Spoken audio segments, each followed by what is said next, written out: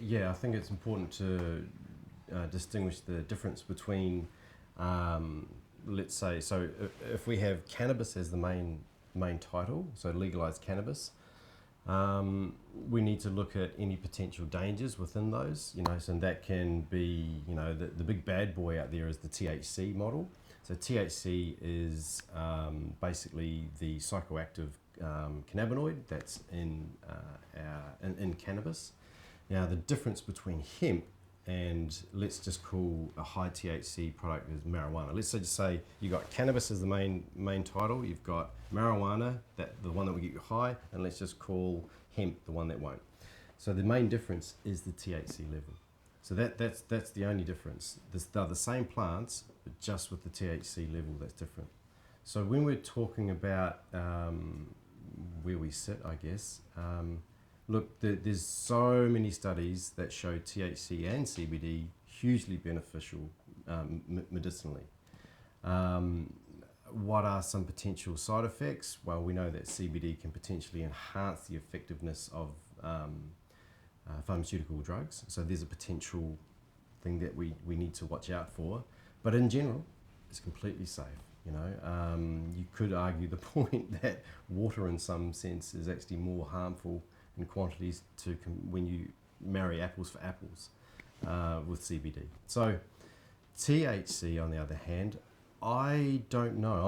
I'm on the fence. Literally, I'm on the fence with this. So I know that it impairs people, and in most people, it's harmless. And the benefit is that it works with our body. It's not like putting a foreign object into the body and having something going wrong.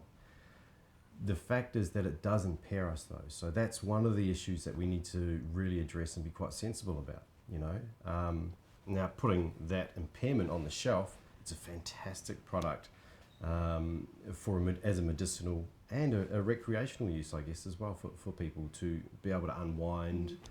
I don't know, forget about the day or whatever. I mean, when you compare the actual social benefits or social behaviour, when you compare that with alcohol and tobacco, well, THC wins hands down, in my opinion. Yeah. Again, there's so many roads that we could tackle this, but basically, THC for me, I'm on the fence. I see the pros and cons. I do think that the pros outweigh the cons, but I still think we need to look at those cons. But CBD, I think, is one of these relatively harmless products that should have been descheduled a long time ago. And it's kind of fit for use with some little cautionary notes attached to it, I would say. Too much CBD can actually have a bit of an effect, to the point where you are slightly impaired, slightly. Depends on the strain. Yeah. But generally, no, they are known to be a safe product. Yeah. I think it also brings up the point of how people are breeding, high THC, and if it's got a CBD component, are they breeding the CBD out of it? I think there's a lot of conversation, and I really hope a collaborative effort in order to actually bring both of those safely to market is what really needs to occur. We've seen loads of different studies and all sorts of things that topical and internally is amazing for people, and I'd like to see a happy medium between the whole lot, really.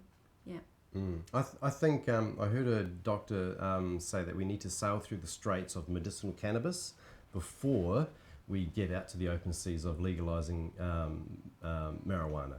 So I see that if once we set that precedent, that gives us the grounds to really go out there and go, well, look, here's all the benefits, here's all the the things we need to look out for.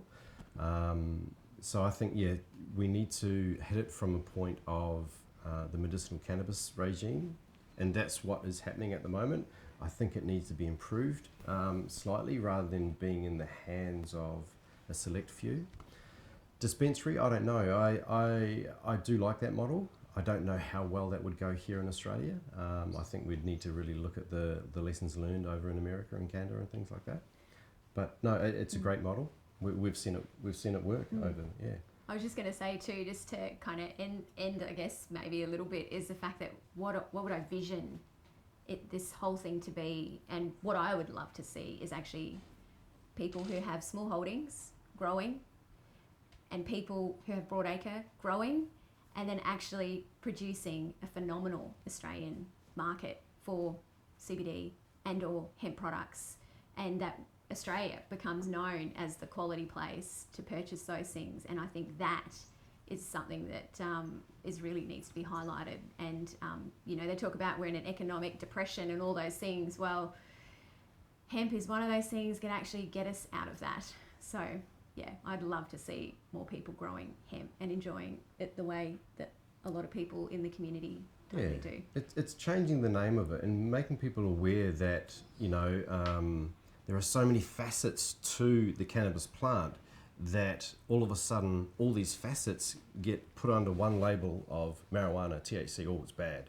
You know, that type of thing. We've got to remove that to explore and educate all these different facets of the public. And people I educate all the time, they're just like, whoa, did not know that could do that. I didn't know we can make a biofuel out of that. I did not know that CBD did this, or CBDA can do this, or CBG can do that, or, you know, the hemp seed oil has these properties in it.